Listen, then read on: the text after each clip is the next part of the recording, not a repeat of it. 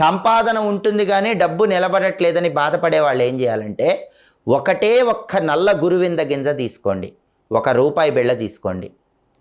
బుధవారం రోజు కానీ శుక్రవారం రోజు కానీ ఉదయం 11:30 నుంచి 12 గంటల మధ్య ప్రాంతంలో ఆ ఒక్క నల్ల గురువింద గింజ ₹1 బిళ్ళ తీసుకొని దూరంగా వెళ్ళి ఉత్తర దిక్కులో గొయ్యి తీసి ఆ గొయ్యిలో పెట్టి మట్టి కప్పేసి వెనక్కి తిరిగి చూడకుండా రండి. అప్పటి నుంచి సంపాదించిన ధనం బ్రహ్మాండంగా నిలబడుతుంది.